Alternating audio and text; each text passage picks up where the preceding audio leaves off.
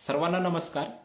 आत्ता उन्हाळ्याच्या उत्तरार्धामध्ये आहोत आपण आणि मी सर्वांना आत्मीयतेने एक प्रश्न विचारेल की तुम्ही उन्हाळी फळं जी आहेत म्हणजे आंबा असो अथवा फणस असो हे खाताय का?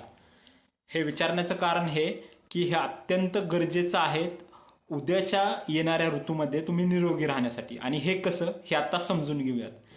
आयुर्वेदामध्ये सांगितलेलं आहे की वसंत ऋतू म्हणजेच गुढीपाडव्याच्या दिवसांमध्ये जेव्हा शरीरामध्ये क्लेद वाढलेला असतो तेव्हा ह्या निसर्गता वाढलेल्या उष्णतेमुळे या क्लेदाचं शोषण होत जातं आणि शरीरामध्ये कोरडेपणा यायला लागतो आणि रुक्षता यायला लागतो. आणि हाच कोरडेपणा खूप मोठ्या प्रमाणात येऊ नये किंवा फास्ट येऊ नये म्हणून निसर्गामध्ये त्या काळी असणारी फळं म्हणजे कलिंगड, टरबूज यामध्ये पाण्याचं प्रमाण जास्त असतं पण चिकटपणा हा त्या मानाने कमी असतो.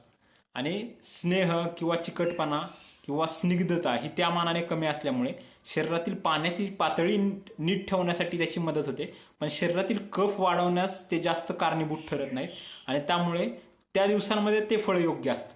आणि जसे जसे वसंत ऋतूपासून मे पर्यंत तुम्ही येत आहात म्हणजे आत्ताच्या दिवसांपर्यंत तेव्हा दीर्घकाळासाठी जी उष्णता आहे त्यामुळे शरीरातील ओलावा आणि कोरडेपणा ओलावा हा शोषून घेतला जातो आणि शरीरामध्ये कोरडेपणा निर्माण होतो. आणि याच कोरडेपणाला जेव्हा वर्षा ऋतू येतो म्हणजे मान्सून येतो आणि त्याची गार हवा लागते तेव्हा वृक्षता आणि शीतलता या दोन्ही गोष्टी तुमच्या शरीरामध्ये वातप्रकोप करतात आणि तुमच्या शरीरामध्ये दुखणं, सांधेदुखी अथवा इतर दुखणं हे बळावतं, वाढतं.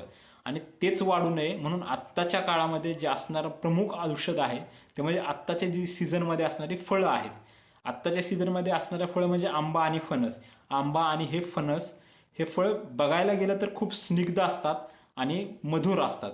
त्यामुळे काय होतं या दिवसांमध्ये जी वृक्षता वाढलेली आहे ती कमी व्हायला मदत होते किंवा स्टॅबिलाइज ठेवायला मदत होते.